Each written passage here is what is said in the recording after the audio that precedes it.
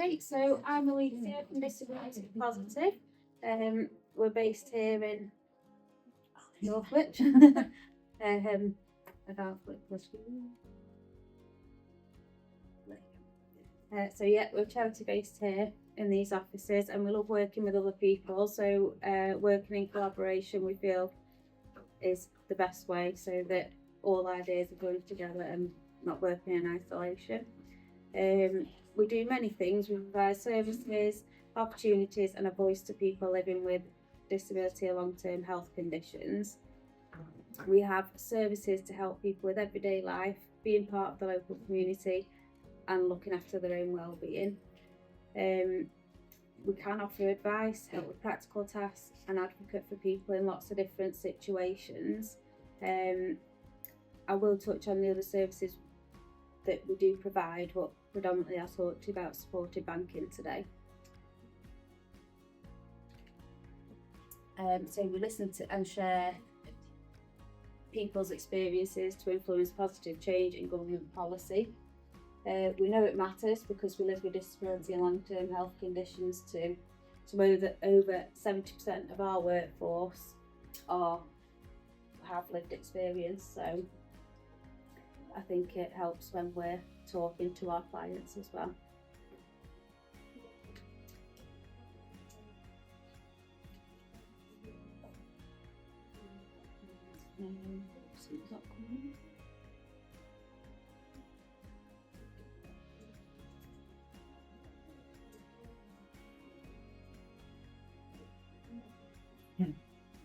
So we were founded by Christine Pictall in 1992, who started Cheshire Disabilities Federation in her bedroom because of the lack of opportunities that she felt were around at that time. And then in 2007, the government recommended that all areas should have a centre for independent living, and that's when we formed Cheshire Centre for Independent Living. And then more recently, in 2020, we changed our name to Disability Positive because we felt that that better represented who we are and what we do. And that's where we are now.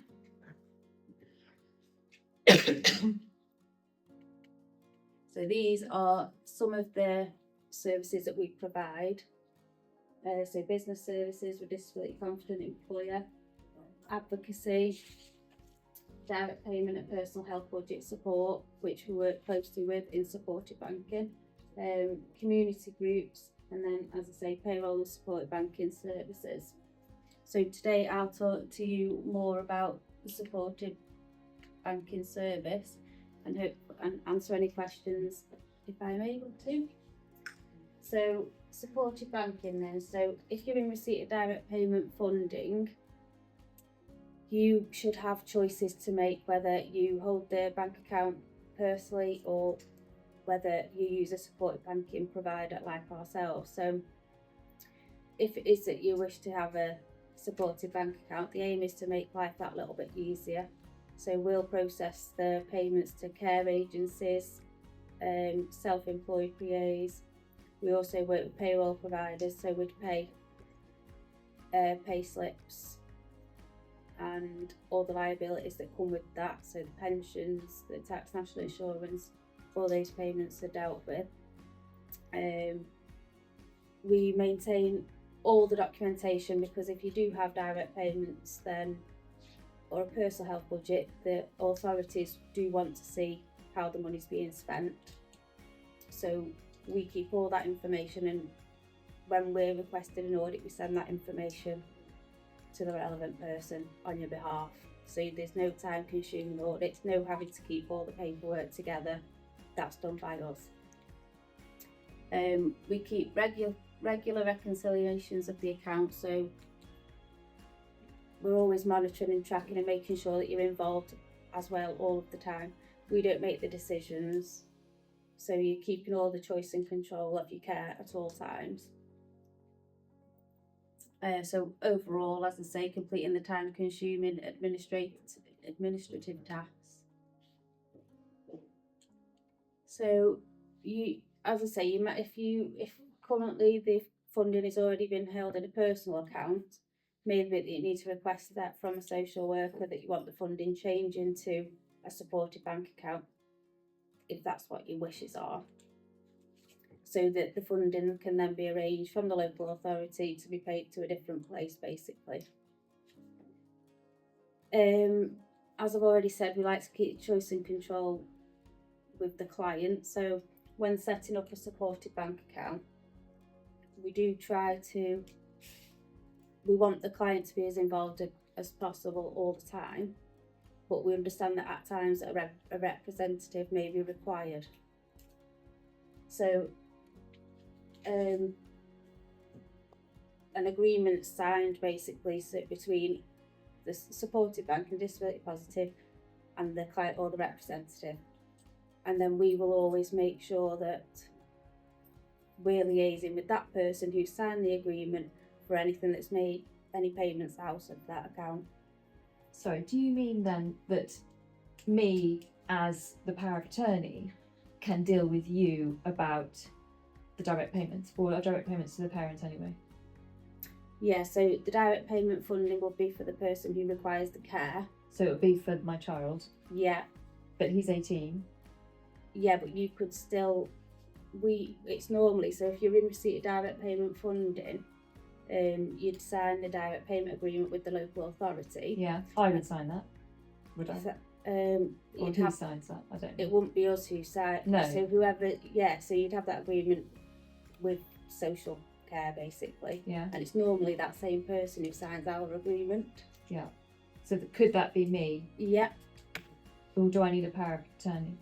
No. You as the guardian, so as it is with paper or whatever benefits, you are the person appointee. I'm the appointee for PIP. Appointee. You are the appointee with direct. Okay. So I would be liaising with disability positive about all this. It wouldn't have to be my son. No, Okay. but if your son wanted to, yeah, that would also be fine. We could have you as an authority on the account instead. So if we did need to speak, so we could do it together, for example. Yeah. But I would have just as much say as he does if needed. Yeah. Yeah, that's right. Yeah, and we any actions we take, because we are an administrative service, any actions that are taken, so if we are making payments to agencies, that would only be, we'd only ever make payments if that's what was agreed in the care plan. Okay. And by yourselves. So if we got a change, say, I don't know, it looked different to what you'd agreed, you just said, oh, it's 10 hours a week, and we got an invoice that was totally different, then we would say, do you approve this? Okay. If an audit's sent to the local authority, we would also let you know that that's been sent. Any outcomes that come of it, it's not taken away kind of thing. It's very much, you're still in control of what's going on. Okay. Yeah. You, with our supported banking team, you have a dedicated supported banking clerk, so you'd have that one point of contact for any of the team. However, they are all able to help if that person's not in, for example. Everybody would have access and more than capable, but it's just nice to know that you've got that one person's name that you can ring and speak to. Yes, I think I've covered what it is as a whole. So the problem is, this is why we're here today, what happens when you are not around to be the guardian, to appointee to help with the person who's receiving the benefits. That's when it becomes more of a problem. Of course, you have things, and I know from, because I used to do the invoicing for North West Care Co-Operative, so you'd have something where I'll use James as an example, my son. If I wasn't around and he just said to one of the PAs, oh, I'd like to go to so-and-so on, and the PA says, oh yeah, that's all right, I'm available. But he's not got the funding in his package to cover that, and of course then the bill would go to supported, if we were using supported banking, would go to supported banking, not enough money to cover, and it's how that's all sorted out then, if you haven't got an appointee. Yeah, I think with the supported banking, so if there are lack of funds to pay, then because obviously nobody has access to that account other than us, so it should be that what's the budget's being adhered to, that you're not having overspending, you're not having too many hours for your care. But if that does happen, then obviously it's raised through an audit, and then often social care can look at what's gone wrong and go and have a look and work with you on, does it need to be uplifted, does it not, is it just a general overspend? So there are different reasons or why that could happen, aren't there? And if that was in Northwest Care Cooperative, because we're a cooperative, it's not like we would say, oh well, that's it now, you can't have any hours next month because the bill's not been paid, or you've not got enough in your budget, or I know we would sort something out. If you were using a different private agency, they might just say, oh, I'm sorry, but the bill's not paid, we're not providing any support. So it's that sort of thing that we need to make sure is covered when we're no longer around as appointees. So can I ask you a question? Sorry, Yeah. I know you've probably not finished, but something that we were discussing the other day, 'cause Mary's been working on budgets, haven't you, as part of the moving forward? Yes. So the way I understood it, and was what we were going to do as PAs and doing the moving forward, was we were going to kind of support our members to be able to do that as independently as they could do. So if Rick, for example, has his bank account, and I would say to him, right, okay, every Wednesday we're going to check your bank account, and make sure that he went on there and he did it without me knowing the passwords or anything like that, and keep an eye on it. And then obviously whoever currently it'd be Mary, but whoever it would be, I'd kind of say, well, he's running out of money, so as that middle ground person. But then one of the things that they kind of wanted the moving forward to do was to that person be one of us as a care cooperative financial person who would be able to look into people's bank accounts and make sure everything was all right. Is that doable? That might be a question to you, sorry. Yeah. Is That's yeah, what doable? Yeah, so we would take it, the idea is we would take it a level away from the PA. So I'm not expecting PAs to do a deep delve. It's they would just check the top line of his bank statement that he gets from the ATM and say, well, Rick, judging by the budget that's been worked out, you should really have more money in than that. Currently, let's ask your mum to check, and that's fine. But then when I'm not here, I'd like an interim person to do, let's have a check of that. Yet Rick's lucky because he's got a brother in London, but I don't want the minutiae of Robert then having to look into the account and see just where is it going wrong. Just one appointed person at Northwest Care Cooperative, so it wouldn't be PAs accessing any type of bank account. They would help set the budget with them, and they'd help them stick to that budget by monitoring their receipts. Maybe they would have no access to their bank account, so it would just be one appointed person who works in the finance to oversee if there was any issues with anybody's bank accounts, to act as mum really over their bank account. That's what we were hoping for. Yeah, and I suppose we've got to look at the legal side, the banking side, how I would give access to somebody within the care co-op looking at Rick's bank account, and that's the one of the steps as well. But John mentioned, when we were talking about this on Wednesday, John mentioned something about a read-only bank account, so that whoever could look at it would be able to look at it, not put any money in, not take any money out, but it's just literally keeping an eye on it. But I've not done any research in that, so that's something that I will do. I'll find out about. Does anybody else in the room know about that? No. But yeah, I think it's more along the signs of personal finances for the benefits as opposed to a direct payment, whereas at the moment, I mean, we don't say never, but this is for direct payment and personal health budget. But yeah, I see what you're saying from a personal for everything else. But even not just paying for your care, is it? It's paying for all kinds. So the marmalade. So the direct payment for Rick, comes into a clean bank account of mine that is just used for direct payments. So the money comes in from Cheshire West and Chester. Rick's contribution comes in. I get the invoice and I organise the payment of it, and then I do the audit. But it's pretty straightforward to do that.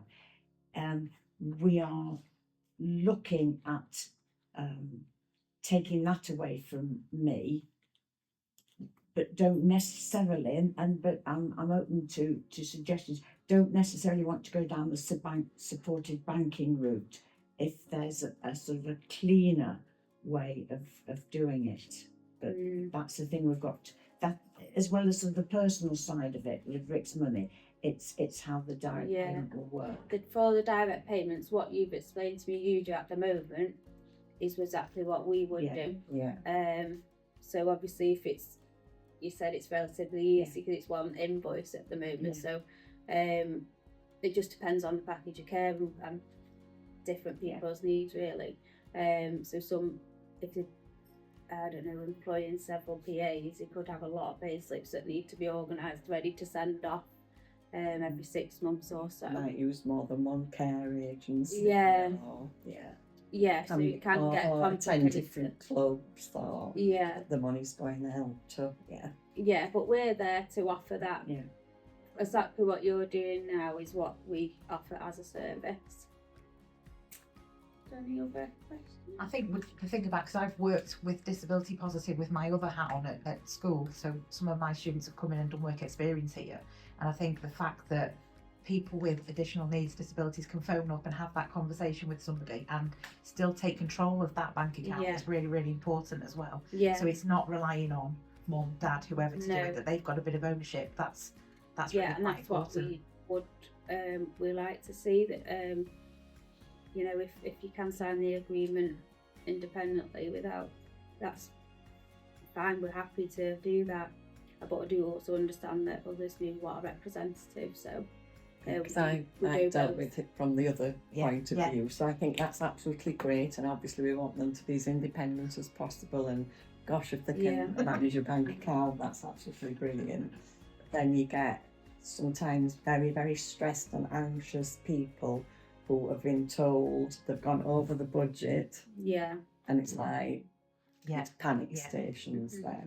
Yeah, so it's whether it's the appropriate person to be receiving the calls from us, isn't it? Can I also ask, so do the Northwest Co-Operative use you, or do you have two separate services going on? Do the Northwest Co-Operative offer what Disability Positive offers? No, don't have supported banking for it. So some people who you know, like you said, you have your invoices and you pay yourself. Some people might send their invoices to us to make that payment as it stands, so it is an option, but different services. A lot of our clients have supported banking that they use for Disability Positive. Okay, so that is the service that you would direct people to Disability Positive if they wanted that. If they wanted. Well, you're normally directing us. So we're a trading arm of Disability Positive. So we, as John explained, we were kind of set up by Disability Positive, but it's separate. So the way I understand it, and I might be, like I say, I'm quite new to all this, so they get their benefit that kind of then gets paid to them in the supported banking, and then we say, okay, well, you've used 8 hours this week, and then they pay us the 8 hours. Okay, so that we the get side the that invoice. the offer that you we get the invoice from Northwest Care Cooperative, just the same as we would from any agency that you might want to use, and then we process the payment. If there are any queries, obviously we'll contact the person who signed the agreement and say, received this invoice, it seems a bit like it's gone up a bit, or not as much as usual, is it right to pay? And if we've got the approval, we'll process the payment, and that's how it works. But not everybody in Northwest Care Cooperative uses supported banking. Right, Some do, some. that's a choice. And there's other places out there like Barry. CBC, there are other. Use budget savings. Other services are available. So sorry, just for me, because it takes me a moment. Okay. If we were to set up a supported banking, exactly as your place, I think Ben gets paid from if you work somewhere else. So go to that account. You in Northwest Character then invoice into that account. You would pay all of that, Yeah. and he would be the signatory. But could you put somebody else? Like, could I be an advisor, or what would it? How Yeah, or would so- I have to sign that? Yeah, so if your son signed the agreement and then if you could sign the agreement and then add you as an authority on the account, so we have on our records that should we need to, we can contact yourself, or if you ring us to ask anything, we know it's okay to speak to you. And then, should I not be here, then somebody else could come and be that authorised. Yeah. We would replace that. Yeah, replace it. Yeah. Okay. So it would be basically that we could speak to either of you, your son or the authority on the account. It just saves, if you don't have an authority, I mean, you don't have to have an authority, but if you do, Yeah. it just means that we don't then have to say, oh, well, because we'd have to speak to him first and say, is it okay to speak to you? Whereas if it's already down, it just makes it a bit easier, doesn't it?